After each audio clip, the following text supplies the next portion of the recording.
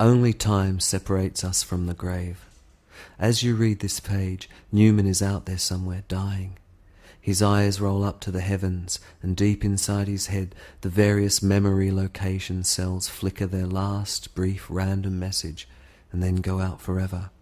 On centre stage, ladies and gentlemen, will you please give them a warm welcome for the last time, Newman's fading mental circus, Typhon, Siegfried, Adam Cadman, Prospero, Casanova, Jack Frost, Kubla Khan, Trelawney, Manfred von Richthofen, Dick Grayson, Patanjali, Moses, Bouldieu, Oberon, Alistair Crowley, Puddleglum the Marshwiggle, Jim Bowie, Fletcher Christian, Circe, August Strindberry, Morgan Le Fay, Hannibal Barker, Naja, Louis the Sun King, Uncle Tom Cobley, Mark Feld, Harry Houdini, The Sandman, Dr. Doom, Catullus, Electra, Mr. Flay, Count Brass, Sir Richard Burton, Robin Locksley, Geronimo, Bill Sykes, Max Ernst, Alexander the Great,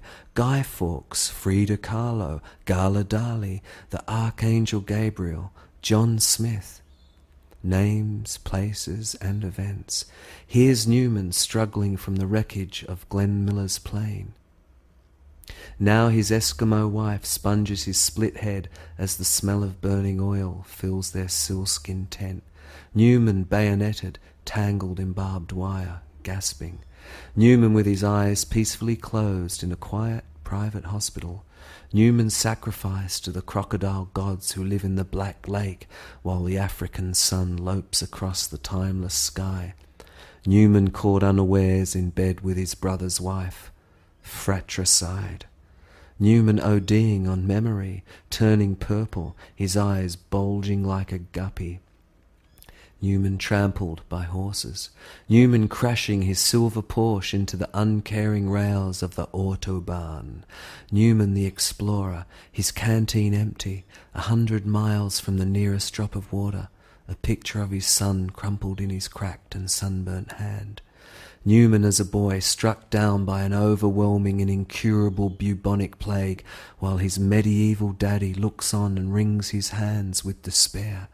Newman poisoned by Caligula, Newman tortured by the Inquisitors, Newman dying at birth, Newman standing on a window ledge of the 53rd floor while the crowd of New Yorkers below mentally urge him to jump, Newman the lion tamer, struck down by the angry whim of the big cat, Newman in San Francisco 5 minutes before the earthquake hits, Newman in Nagasaki, Newman electrocuted by his guitar on stage at the Isle of Wight, Newman suffering terrible chest pains after a large meal in the retirement village, Newman with scurvy aboard the Golden Hind, Newman as innocent victim of a stray piece of flying metal one cold October morning in Belfast, Newman hunted, persecuted, obliterated by his own people.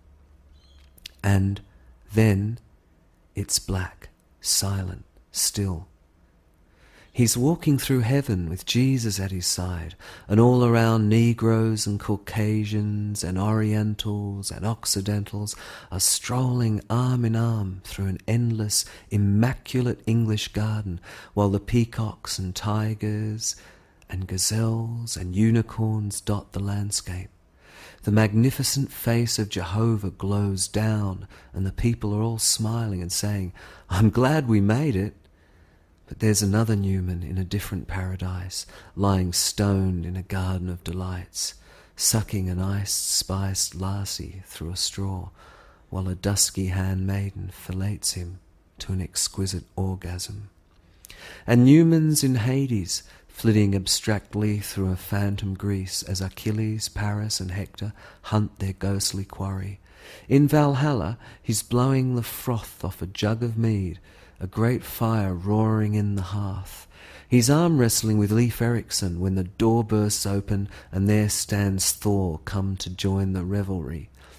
Newman riding a palomino through the virgin America, of the happy hunting ground, forever chasing the inexhaustible herds of buffalo that lead him through plains, prairies, and marshes. Dreamtime, and Newman's walking through the scrub to a vast inland lake with his beautiful Aboriginal wife and their children, and it's if the factories never belched one puff of vile smoke into the pure heat of the shimmering air. The land is alive again with all the lizards and kangaroos and bunyips and great snakes that were chased away by the pale cruelty of the trespassers. Newman linked telepathically with his tribe, strong and gentle. Newman just a particle, reunited with the white light, the cosmic all, his ancestors, every man and all things. Newman imploding into joy. Newman understanding everything. Newman the perceiver, the object and the perception. Electricity, power, energy burning eternal in the flames of limbo, in hell, in purgatory, in nirvana, in bohemia, in utopia, or reincarnated as an antichrist in Palestine, as a gardener in Melbourne, as a housewife in Paris, as a ballet dancer in Moscow, as a drummer in Adelaide, as a jailer in South Africa, as a monoped on Mars, as an Ant-Man on Andromeda 3, as a god in the universe next door, as a star blinking and winking and burning and falling in the prehistoric night before creation itself, as you, earthed